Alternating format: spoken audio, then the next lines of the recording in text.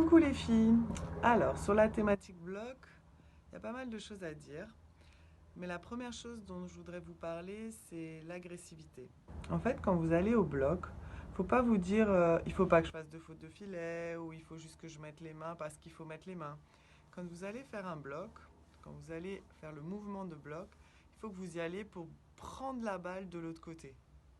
Pour vraiment être agressive et mettre un bloc direct.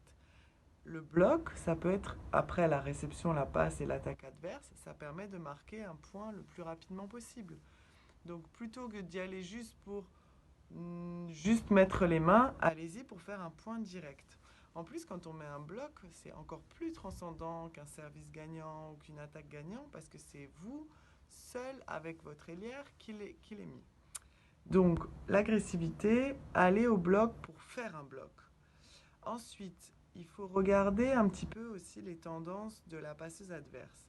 Si par exemple la passeuse adverse, elle a tendance à mettre son dos en arrière, ben vous savez déjà qu'elle va jouer en poste 2. Ou si elle baisse ses mains, peut-être qu'elle va jouer devant. Il faut essayer d'observer la passeuse avant le match. Il ne faut pas juste regarder la balle, il faut regarder le corps et les positions des passeuses adverses. Et ça va pouvoir vous donner des indicateurs pour, notamment quand vous êtes au centre, ne pas être en retard.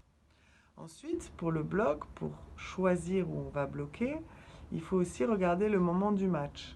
Par exemple, si on arrive après 20 et qu'il y a une fille en face qui marque tous ses points et qui est très très forte, bah, c'est pas la peine d'attendre trop longtemps de voir où va être fait la passe. Vous pouvez déjà un petit peu anticiper, c'est-à-dire décaler un petit peu. Par exemple, si il y a une très bonne attaquante en 4 qui a tous les ballons, après 20, vous décalez déjà vos appuis un tout petit peu vers la droite pour anticiper, pour être à l'heure, pour pouvoir avoir un bloc homogène et fermé. Donc, la volonté de mettre un bloc directement, observer un petit peu en amont et pendant le jeu la passeuse adverse et les tendances de son corps. Ensuite, anticiper, notamment au moment clé du match. Autre chose avec vos contreuses qui sont à l'aile, c'est pareil. Elles doivent bien se placer pour que la contreuse centrale puisse se coller à elle. C'est-à-dire, comment bien me placer? Si je vois qu'une fille en face attaque tout le temps la diagonale, eh ben, l'ailière, votre poste 4 ou votre poste 2, vous pouvez laisser 1 mètre sur la ligne de libre. Vous pouvez déjà vous décaler. Vous pouvez déjà vous décaler pour prendre son angle fort de l'attaquante. Ensuite, vous pouvez aussi orienter l'ailière, votre position en fonction des épaules de l'attaquante en face. Si l'attaquante rentre dans le terrain orienté vers la diagonale, bah, décalez le bloc vers la diagonale.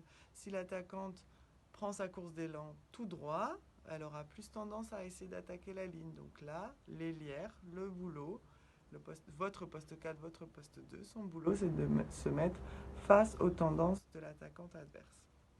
Voilà. Écoutez bien Michael, écoutez bien votre coach. Et aussi, ce qui est très important au bloc, c'est d'essayer de passer les mains en face.